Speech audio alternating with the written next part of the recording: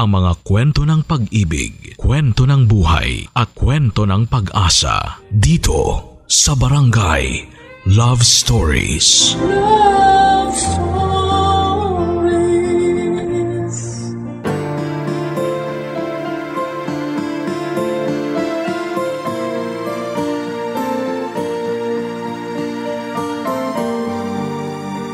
Dumadaan tayo sa mga pagsubok sa buhay para mas maging matatag. Pero tao lamang tayo na uubos at napapagod. Ikaw kabarangay, gaano mo katatag na hinarap ang mga hamon sa iyong buhay? Dear Papa Dudut, good day po sa inyo at sa mga kabarangay natin dyan. Sikat na sikat po ang inyong istasyon dito sa lugar namin sa Taguig.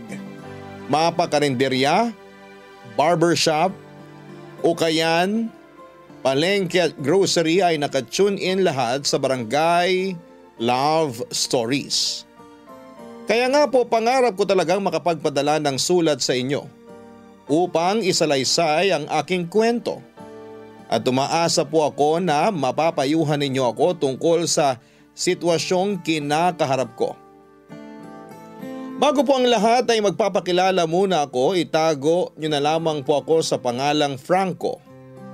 33 years old at taga-Taguig. Tubong Antique po ang angkan namin. Nakilala ni nanay si tatay na taga rito mismo sa Taguig noong lumuwas siya galing Antique. Dito na rin ako nabuo at ipinanganak. Pero hindi love story nila ang ikukwento ko, kundi yung sa amin po ng live-in partner kong si Isabel. Pero hindi niya po yan totoong pangalan. Sinadya ko pong baguhin dahil may mga pagkasensitibo ang aming kwento. Nakikiusap po ako na sana'y lawakan ng mga kabarangay natin ang kanilang mga pangunawa.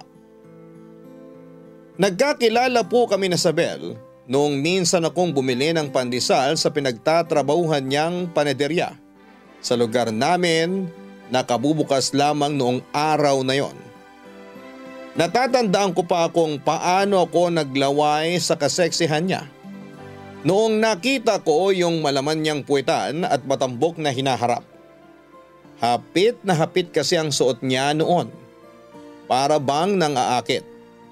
At dahil likas sa akin ang pagiging matinik sa mga babae, nagpakita po kaagad ako ng interes kay Isabel. Hindi lang isa o dalawang beses sa isang linggo kung bumili ako ng pandesal sa bakery nila, para lamang po masilayan siya. Hindi nagtagal ay hiningi ko ang cellphone number niya na hindi naman niya ipinagdamot sa akin. Nagsimula kaming magpalitan ng mensahe sa text at nagtawagan na rin Papa Dudut. Pero hindi lang po si Isabel ang babaeng nilalandi ko ng panahon na yon. May 5 pa. Kaso nung naging kami ay nasabi ko sa sarili ko na totoo pala yon. Yung may isang tao na darating sa buhay mo para patinuin ka. 1 buwan pa lamang ang nakakalipas mula noong maging kami ay nabuntis ko na si Isabel. Nagdesisyon kaming magsama na pero sa bahay muna ng tatay ko siya itinira dahil wala pa akong sapat na pera para bumukod kaming dalawa, Papa Dudut.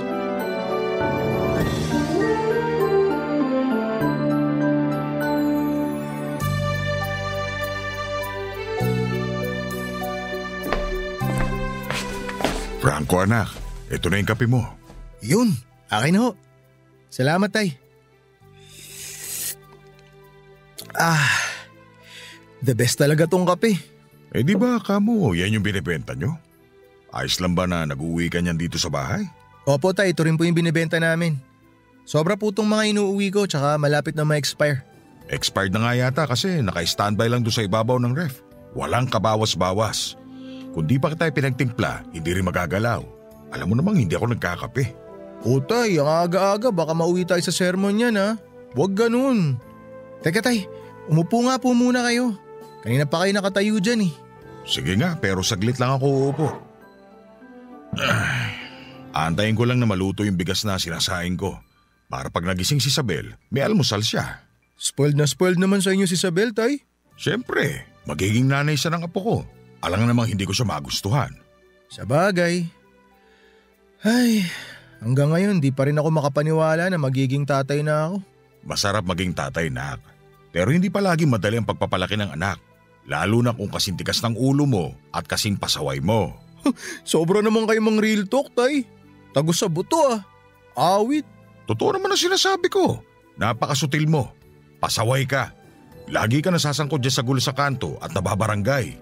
Tapos bulakbol ka pa sa eskwelahan. Kaya hindi mo matapos-tapos yung kurso mo sa kolehiyo. Alam nyo naman pong wala sa loob ko yung pag-aaral di ba? Kung pinilit nyo ako noon, mag-aaksaya lang kayo ng pera. Kayo rin ang kawawa. Pero para sa'yo rin naman yun.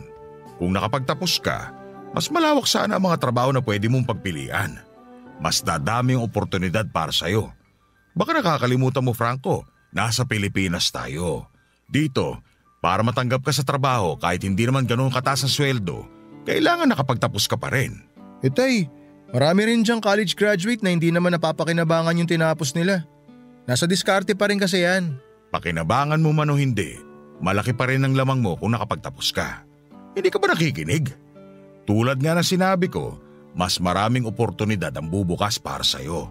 Tsaka anong diskarte pinagsasabi mo? Wala ka naman nun. Tay, sandali, sobra na kayo ah. Sakit na ng mga sinasabi niyo sa akin. Daig niyo pa si nanay.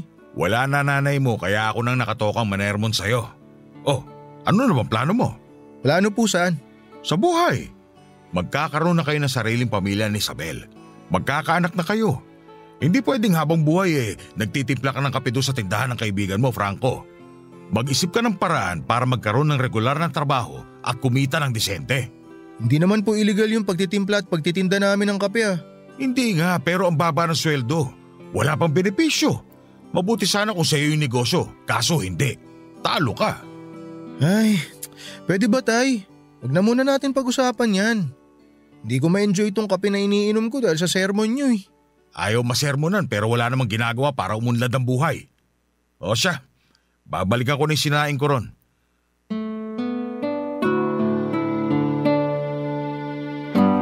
Pa-extra-extra lamang ako sa prutasan ng tsuhin ko, Papa Dudut.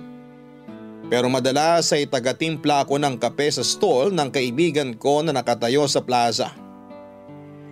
Tatay ko na lang naman ang kasama ko sa bahay namin dahil pumanaw na si nanay, ilang taon na rin ang nakakalipas. Hindi na nag-asawang muli pa si airpot ko, Papa Dudut. Lalo na noong lumala ang hika niya dahilan para pahintuin siya sa pagtatrabaho ng mga kapatid ko. Dating mason sa construction si tatay, pero hindi ko naman namana yung kakayahan niya kasi mas gusto ko yung magtimpla at magbenta ng kape at kung ano-ano pang inumin na trending sa social media. Pangarap ko nga makapagbukas ng sarili kong coffee shop. O kahit maliit na stall lamang muna kaso'y kapag iniisip ko yung dami ng proseso at pagpaplano ay tinatamad ako. Bukod doon ay wala naman akong magagamit na puhunan. Nasa abroad po ang dalawa kong ate, sila ang bumubuhay sa amin ni tatay. Kaya kahit papaano may inaasahan kaming pera na dumarating sa amin kada buwan. Yung maliliit kong sweldo sa pagiging barista ay sa akin lang napupunta. Kaya lang simula nang mabuntis ko si Isabel, bigla ako nagkaroon ng responsibilidad. Makaluma kasi siya masyado at gusto niyang pakasalan ko siya bago pa niya mailuwal ang mga bata. Tapos ay na-pressure din ako sa mga plano niya sa buhay. Aaminin kong hindi po yun pumasok agad sa utak ko kaya nagsawalang bahala ako. Kaso yun din ang madalas na dahilan kung bakit kami nag-aaway ni Isabel. Lalo't mainitin na ang ulo niya at pabago-bago ang mood dala ng pagbubuntis.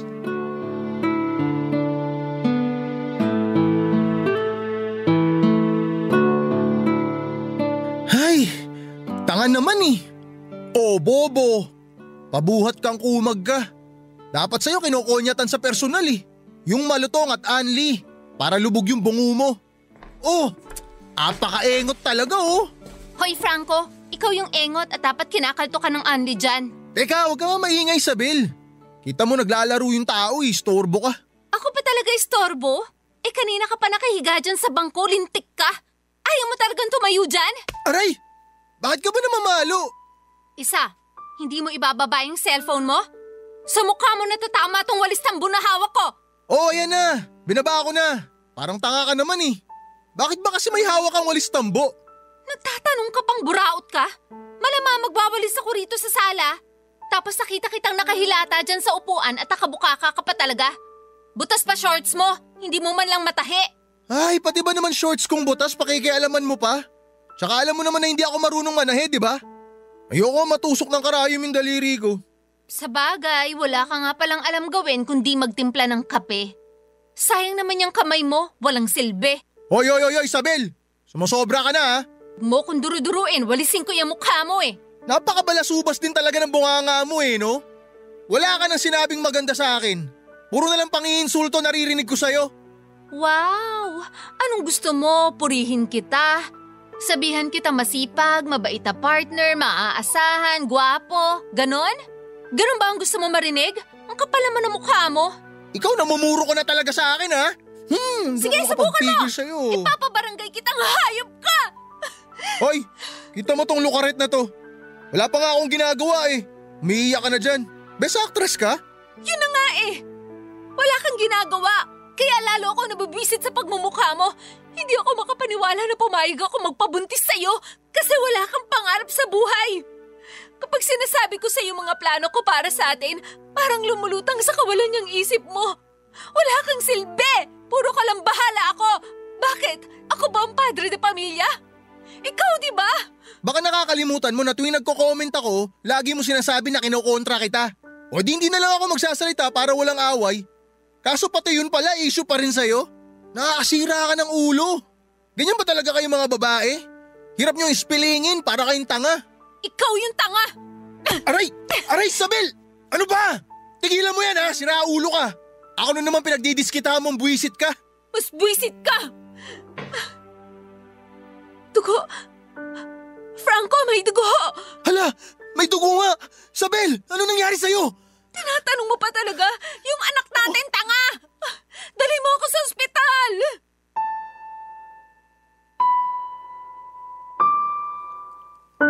Nakunan po si Isabel, Papa Dudut. Nawala po yung baby namin sa isang iglap. Magkahalong lungkot at galit po ang nararamdaman ko para sa aking sarili. Naisip ko kung hindi ko sana siya pinatulan noong oras na yon, hindi mauuwi sa ganon ang lahat. Nakakatawang isipin na kung kailan wala na yung magiging anak namin ay saka ko biglang naisip na magpakatatay sa kanya. Pero paano ko pa yun magagawa kung wala na siya? Labis din pong dinamdam ni Isabel ang pagkawala ng anak namin, Papa Dudut. Naalala ko tuloy kung gaano siya ka-excited na maging nanay. Babad nga siya sa social media upang maghanap ng magandang pangalan para sa baby namin. Nanonood din siya ng kung ano-anong video mula sa mga nanay na vlogger para may ideya siya kahit papaano sakaling makapanganak na siya. Pareho kaming ulila na sa ina ni Isabel. May sarili na ring pamilya ang tatay niya. Laging kinakausap ni Isabel ang anak namin noong nasa tiyan niya pa ito, na hindi niya ito pababayaan. Hindi siya magkukulang sa pagmamahal sa kanya, kahit na wala siyang ehemplo kung paano maging isang ina. Kaya nga noong nakunan siya ay halos gumuho na ang mundo niya, Papa Dudut. Barangay Love Stories. Barangay Love Stories.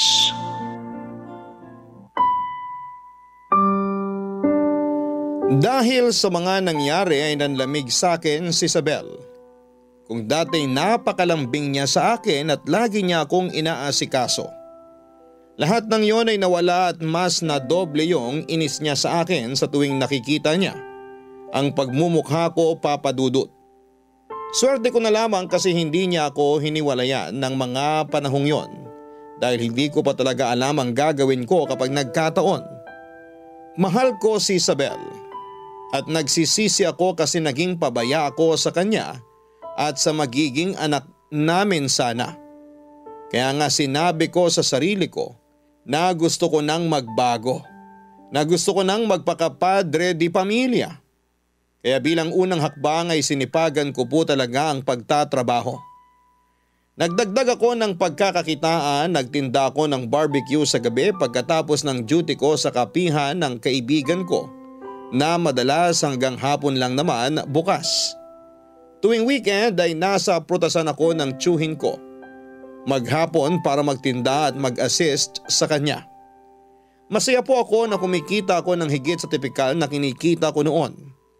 Dumating yung punto na nakapagbibigay na ako ng mas malaking pera kay Isabel. Bukod doon ay nabibilhan ko na rin siya ng mga bagay na gusto niya tulad ng bagong damit at sapatos. Nagbukas na rin ako ng sariling bank account para doon makapag-ipon ng pera.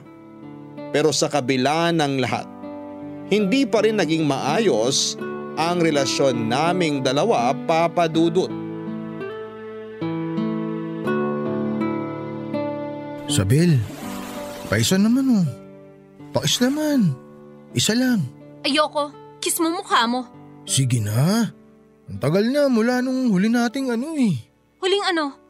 Alam mo na yun. Miss na kita, Isabel eh. Sige na. Pwes, hindi kita namimiss. Bad trip ka naman, Isabel eh. Paano hindi mo ako mamimiss? Lagi kang galit sa akin. O kita mo ngayon. Ayan ka na naman oh. Lagi ka nakaangil. Kulang na lang bumuga ka ng apoy. Dragon ka ba? Sana nga dragon na ako. Para hindi lang kita bugahan ng apoy, nilapa rin kitang ungas ka. Para kiss lang eh. Yun lang naman hinihingi ko. Napakasungit mo. E di ikis-kiss mo yung nguso mo sa pader. Problema ba yun? Ikaw ang may problema sa ating dalawa. Kung makapagsalita ka sa akin parang ibang tao ako ah. Papaalala ko lang sa'yo. Ako yung kinakasama mo. Ha? Baka kasi nakakalimutan mo na eh. Hindi ko nakakalimutan yun. Pero nabibwisit ako kapag naaalala ko yun. Tsaka wag mo nang palakihin yung usapan. Hindi ka lang napagbigyan, ganyan ka na? Aba malamang. Sa ayoko nga eh. Hirap bang intindihin yun? Sige, ipaliwanag mo para maintindihan ko. Sige. Basta. Anong basta? Basta, yun na yun. Hindi ako manghuhula. Ipaliwanag mo. Tuwing nakikita ko kasi yung mukha mo, naaalala ko yung anak ko. Ay, hanggang ngayon ba naman dinadahilan mo pa rin yung baby natin? Hoy, hindi ako nagdadahilan. Yun yung nararamdaman ko. Kung umasta ka kasi akala mo ikaw lang yung nawalan eh. Baka nakakalimutan mo, ako yung tatay. Nawalan din ako. Hindi lang ikaw. Nagluluksa rin ako pero alam ko yung mga prioridad ko. Alam ko rin naman ang mga prioridad ko. Pero hindi kasama doon yung paligayahin ka sa kama. Hindi mo ako parausan ah. Anong parausan na sinasabi mo? Yun ang tingin mo? Pero mag-i-explain lang ako sa'yo ha. Lalaki ko. May mga pangangailangan ako, Isabel. Wala akong pakialam. Magsarili ka kung gusto mo. Huwag mo akong idamay. Ay, hirap mong kausap. Lakas mo makagago, Isabel. Sa totoo lang. Wala ka nga dyan. Oh, saan ka pupunta? O bakit ka nagtatanong? Di mo naman ako paliligayahin, di ba? Kaya huwag ka na maraming tanong. Itiko mo na yung bunganga mo. Manahimik ka na. Halos 3 buwan na po ang nakakalipas simula nang makunan si Isabel, Papa Dudut. Hindi naman po yata makatarungan na hindi niya pa rin ako pagbigyan sa kama dahil lamang galit pa rin siya sa akin dahil sa mga nangyari. Hindi ko naman po intensyon na malaglag ang baby na dinadala niya noong panahong yon, pero bakit parang kasalanan ko? Walang sandali sa loob ng 3 buwan na yon na hindi niya ako sinisisi. Lagi rin niyang ipinamumukha sa akin kung gaano ako kawalang kwentang kinakasama. Kahit na ginagawa ko naman ang lahat. Kaya nga hindi ko mapigilang magalit at magdamdam sa kanya at sa kung paano niya ako tratuhin. Mahal ko po si Isabel. Siya na yung babaeng nakikita ko na makakasama ko hanggang sa pagtanda ko. Kung noong una ay wala akong kaplano-plano sa hinaharap namin bilang pamilya, nagbago po ang lahat ng yon noong ma-realize ko na hindi ko pala kayang mabuhay nang wala siya. Kaya nga laking dagok po talaga nung pagkawala ng anak namin. Sa kabilang banda ay baka hindi ko rin maisip ang mga bagay na yon kung hindi nangyari yung ganong klase ng trahedya sa buhay namin. Nagpatuloy po ang panlalamig ni Isabel sa akin hanggang sa meron akong kakaibang napansin sa kanya. Papa Dudut.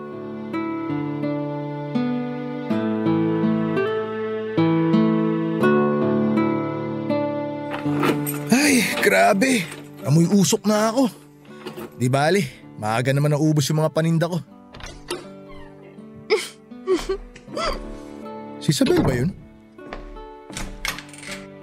Oh, Isabel! Franco? Anong ginagawa mo sa kwarto ni tatay? Wala. Anong wala? Pwede ba yun? Tsaka bakit ganyan kaiksi yung suot mo? Ngayon lang kita nakita nagsuot ng ganyan Bakit? Masama na ba magsuot ng ganito? Wala akong sinasabing masama. Isabel, Pero sino yung kausap mo dyan? ako po, tay. Oh, Franco nak. Ikaw pala. Tay, ano pong ginagawa ni Isabel sa kwarto nyo? Tsaka bakit siya tumatawa paglabas niya? Ano pong tinatawanan niya? Ha? May kinuwento lang ako nakakatawa kay tatay. Tsaka kaya ako nasa loob ng kwarto. Kasi dinalhan ko siya ng gamot niya sa hika. Inaatake kasi siya kanina eh. Di ba, tay? Tay, totoo ba yun? Oo, tama si Isabel. Hindi ko na kasi kayang tumayo para maglakad kanina. Naiwas sa kusina yung gamot ko kaya tinawag ko siya para makisuyo. Inalalayan lang din niya ako habang nagne-nebulizer. Kaya nasa loob siya ng kwarto ko. Ayos ka na ba, Franco? Nasagot na ba yung paghihinala mo? Pati pagsusuot ko ng ganito pinakikialaman mo. Ano bang tinutukoy ni Isabel, nak? Wala po, tay. Nanibago lang ako. Ang iksi kasi ng suot ni Isabel Bakit? Hindi mo ba nagustuhan? Ha? Siyempre, nagustuhan ko. Nag-dress talaga ako para sa iyo, Franco. Talaga? Wow! O paano? Tara na sa kusina? Kasi pinagluto kita ng paborito mong ulam. Kumain ka na at maligo. Tapos pasok na tayo sa kwarto natin.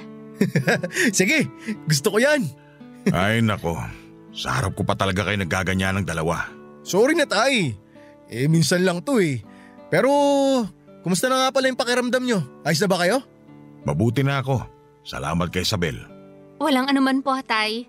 Ay nako, tay, sa susunod po kasi, lagi nyo itatabi sa inyo yung gamot nyo para kapag inatake kayo ng hika, hindi nyo hahanapin kung saan-saan. Buti na lang, to the rescue tong si Isabel. Kaya nga ang laki talaga ng pasasalamat ko kay Isabel.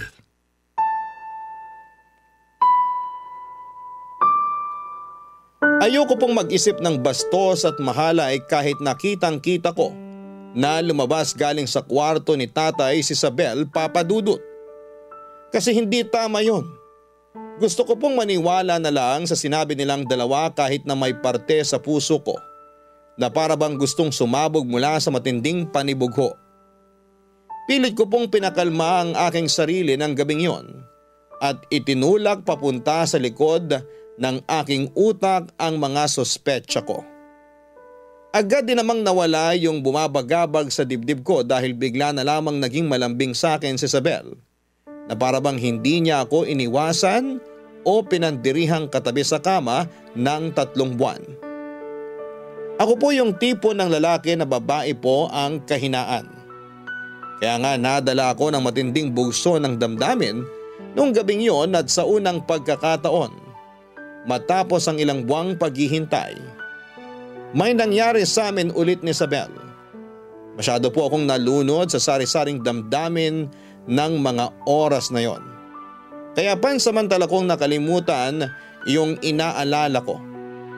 Matapos ang gabing yon ay nabalot ako ng pagtataka kinabukasan. Bumalik sa pagiging malamig sa akin si Isabel, Papa Dudut.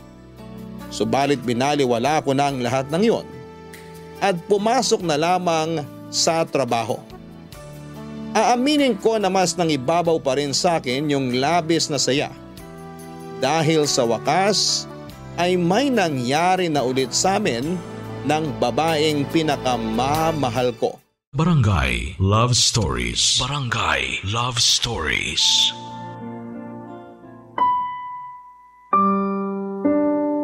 Mahal na mahal ko po ang tatay ko dahil mabait siyang tao, Papa Dudut. Siya nga yung ehemplo ko sa kasipagan at hindi naman nagbago ang pakikitungo niya sa akin. Kahit na naging bulak-bulak ako sa pag-aaral noon, At naging pasaway ay malaking dagok din kasi yung pagkamatay ng nanay ko. Kaya nawala na ako ng gana para tumuloy sa kolehiyo. Hindi nagsawa si tatay sa pagpapayo sa akin kung gaano kahalaga ang magtapos ako ng pag-aaral. Pero hindi ko na po yun pinakinggan. Sa halip ay sinunod ko ang gusto ko.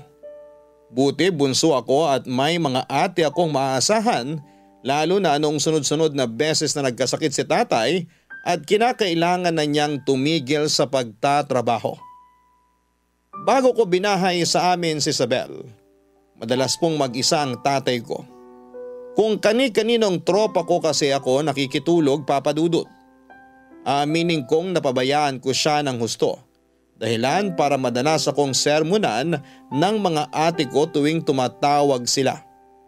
Kung hindi ko lang din daw aalagaan si tatay ay mabuti pang magbanat na lamang ako ng buto kasama nila sa ibang bansa. Ayoko dahil hindi ko kayang mag-abroad. Baka mabaliw ako doon pag nagkataon. Kaya nga masaya si tatay noong itinara ko si Isabel sa bahay namin. Siya pa nga yung todo asikaso sa kinakasama ko. Pinagluluto niya si Isabel ng mga paborito nitong pagkain. Kaya giliw na giliw si Isabel sa kanya. Nung una natutuwa po ako kasi close sila. Pero habang tumatagal, hindi na maganda yung kutob ko. Sabayan pa nung insidenteng naabutan kong lumabas si Isabel mula sa kwarto ni tatay. Siyempre lalaki ako. Natural na makakaramdam ako ng kakaiba. Lalo na nga noong napansin kong mas naging malapit sila sa isa't isa. At matapos yung unang beses na nakita ko si Isabel na lumabas sa kwarto ni tatay ay muli pa yung nasundan ng marami pang beses. Kaso lahat yon ay nabibigyan nila ng palusot. Nasa huli ay pinapaniwalaan ko na lamang. Pero hindi talaga ako mapakali at para bang may nag-uudyok sa akin na mag-imbestiga sa kung anong klaseng kababalaghan ang posibleng ginagawa ng tatay ko at ng kinakasama ko. Isang araw may naisip akong paraan kung paano ko sila matsetsempuhan. Naging sobrang maingat ako para hindi maghinala sina Isabel at tatay. Hindi ako pumasok sa trabaho at nagtago lamang ako sa may likod bahay namin kung saan ay may bintana na nakatapat sa kwarto ng tatay ko. Kita ang anino ni tatay kahit na may nakatakip na kurtina sa bintana. Pag andun ka sa likod bahay, maririnig mo pa rin yung pagbukas at sara ng pinto ni tatay sa kwarto niya. Naghintay po ako ng ilang sandali. Nagulat na lamang ako nang may kumatok sa pintuan at pagkatapos ay narinig ko na lamang ang boses ni Isabel. Palihim ko po silang sinili para alamin kung anong ginagawa nila at gano'n na lamang ang gulat ko nang makita kong nakaupo si Isabel sa kandungan ni tatay habang nakikipaghalikan dito.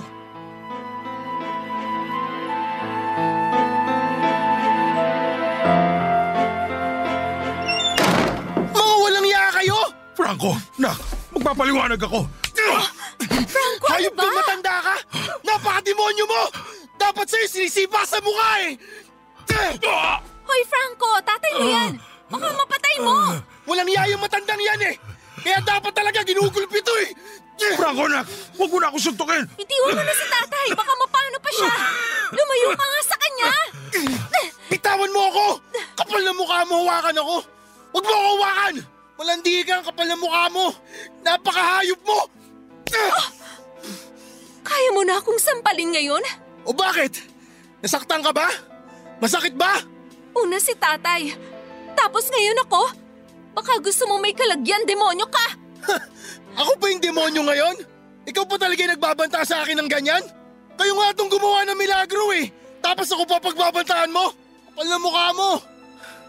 Paano mo nagawa sa akin to, Isabel? Ha? Minahal kita! Tapos tatay ko pa talaga?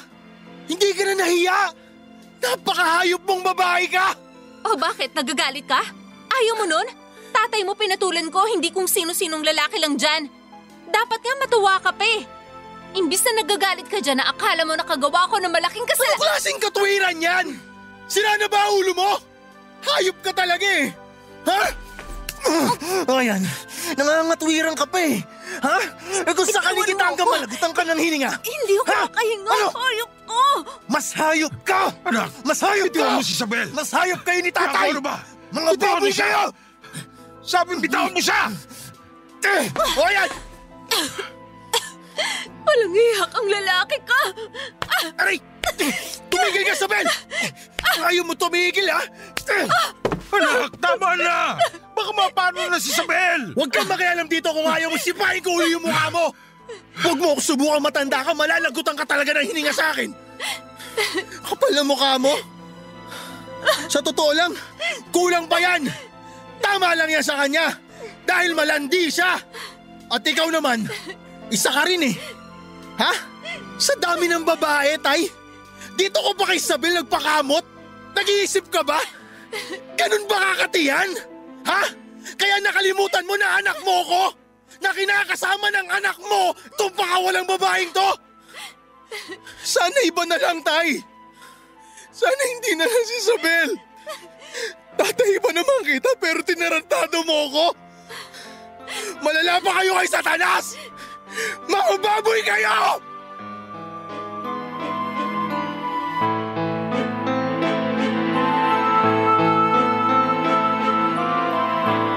Galit na galit ako sa nasaksihan ko, Papa Dudut. Nawala po yung respeto ko sa tatay ko matapos kong malaman yung kanila ni Isabel, Papa Dudut. Diring-diri po ako sa nakita ko at kulang na lamang ay magdilim ang aking paningin at mapatay ko sila. Ang kapal na mukha niyang tawagin akong anak pagkatapos ng kababuyan nilang dalawa. Sa kabila ng lahat ay hindi ko na naitago yung matinding lungkot kasabay ng masidhing galit. Umiyak po ako at tinanong si Isabel kung bakit niya yon nagawa. Nang mga panahong yon ay bigla po siyang natauhan at panayang hingi ng tawad sa akin, Papa Dudut. Humingi rin po ng tawad sa akin ng tatay ko pero hindi ko po siya pinakinggan. Hindi niyo ako masisisi. Paano ko pa siya titignan sa mga mata matapos ang lahat? Pinagkatiwalaan ko siya, ginalang? Oo, hindi ako perpektong anak pero bakit naman niya ako ginanon? Wala na ba siyang konsensya? Paano niya naatim na taluhin ako? Hindi ko po talaga alam ang gagawin ko. Nagtatalo ang isip at puso ko at gusto kong hiwalayan si Isabel. Pero hindi ko magawa at mahal ko siya pero nasasaktan ako sa ginawa niya sa akin. Sa dami ng lalaki, bakit tatay ko pa?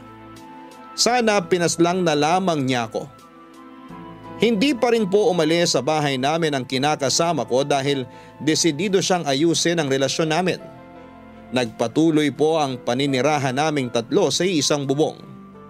Hindi ko po pinapansin si tatay pero hindi naman po ako eskandalosong tao. Hindi namin pinaalam sa mga ate ko sa abroad ang nangyari sa amin dahil ayaw kong mag-alala pa sila, Papa Dudut.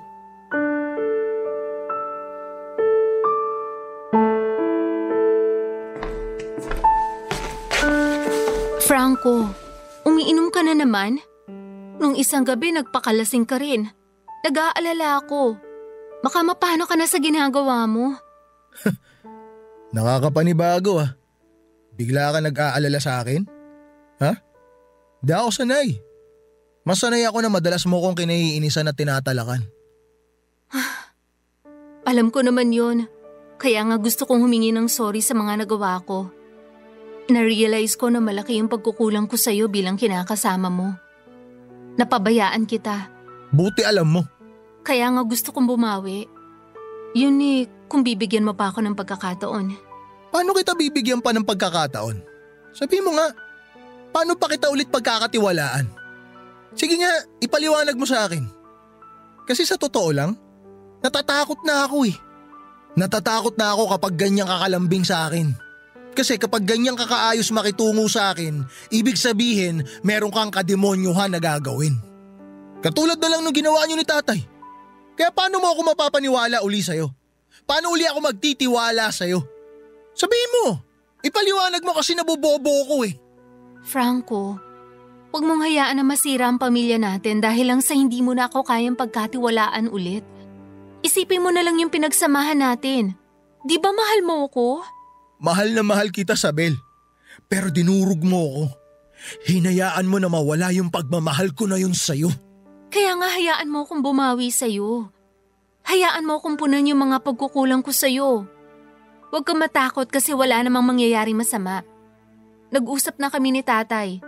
Kalilimutan na namin yung nangyari. Mamumuhay tayo na isang pamilya katulad ng dati. Sa'yo pa rin ako kasi ikaw yung mahal ko. Kaya sana bigyan mo pa ako ng isang pagkakataon. Lalo na ngayon na madadagdagan na ulit ang pamilya natin. Ano? Ang pinagsasabi mo? Buntis ako, Franco. Magiging tatay ka na. Buntis ka? Oo. Hindi ako dinatnan kaya nagpiti ako. Tapos positive. Buntis ako. Magiging magulang na tayo. Magiging tatay ka na. Hindi ka ba natutuwa? Seryoso ka ba dyan sa tanong mo? Paano ako matutuwa? Sige nga. Di ko nga alam kung ako ang tatay ng batang dinadala mo eh. Siyempre, ikaw ang ama. Hindi mo ako masisisi kung nagdududa ako sa'yo ngayon. Hindi mo maitatanggi yung kalokohang ginawa niyo ng tatay ko. Alam mo tuwing naaalala ko yun, gustong sumabog ng buong pagkatao ko. Gustong sumabog ng puso ko sa matinding galit na nararamdaman nito. Napakahayop niyong dalawa. Pero mas hayop ka sa tatay ko. Naati mo nalawayan ng matandang may hika. Baka walang kwenta mo. Natukso lang naman ako pero hindi na yun mauulit. Nagkataon lang na hindi ko napigilan mapalapit sa tatay mo. Masyado kasi siyang maasikaso at mabait, kaya nahulog ang loob ko sa kanya. Ikaw naman kasi, kung hindi mo ako pinabayaan nun, hindi sana ako titingin sa iba. Hindi sana ako naakit sa tatay mo. Ayos ka rin eh, no? Ako pa talagang may kasalanan? Kapal na mukha mo. Ano ba kasing kinagagalit mo? Tatay mo naman yun. Pamilya mo. Masyado mong pinapalaki yung maliit na bagay. Baka nakakalimutan mo. Ikaw ang may kasalanan kung bakit ako nakuna noon. O ngayon aarte ka pa ng ganyan. Hindi ka namang agrabyado rito. Kaya wag kang umastang biktima kasi nabubwisit na ako sa'yo. Ngayon, kung ayaw mong panagutan yung anak ko, di bahala ka sa buhay mo. Baka pag sinabi ko sa tatay mo na buntis niya ako, hindi yun magdalawang isip na ibahay ako at palayasin ka rito. Alalahanin mo, pulpul na anak ang tingin nun sa'yo. Kaya wag kang nagmamalaki sa akin.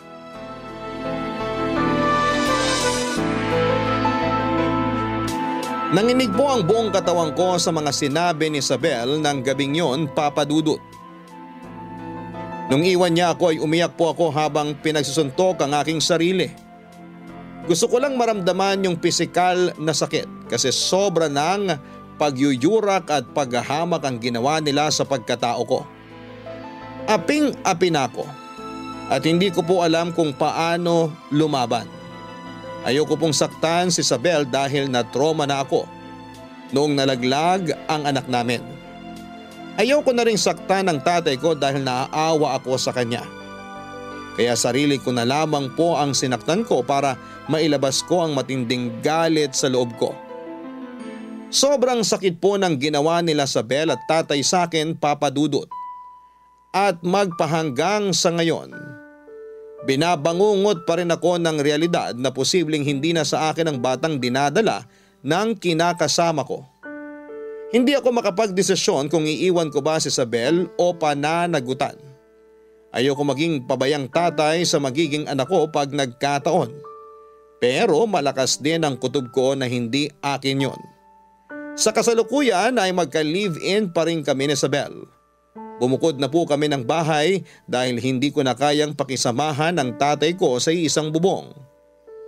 Kahit na humingi na siya ng tawad sa akin ay paulit-ulit na bumabalik sa isipan ko yung tagpo kung saan ay nahuli ko sila ni Isabel na gumagawa ng kababuyan. Pero aaminin kong may bahagi sa puso ko na nag-aalala kasi mag-isa na lamang ulit ang tatay ko sa bahay namin. Matanda na siya at sakitin. Kaya sana'y mapayuhan niyo ako kung ano ang dapat kong gawin. Maraming salamat po Papa Dudut sakaling mapili po ninyong i-area ang istorya ng buhay ko. God bless po sa Barangay Love Stories and more power sa Barangay LS 97.1. Ang inyong forever kapuso at kabarangay, Franco. Nagustuhan ng iyong napakinggan? Ituloy yan via live stream sa www.gmanetwork.com/radio. Barangay LS 97.1 for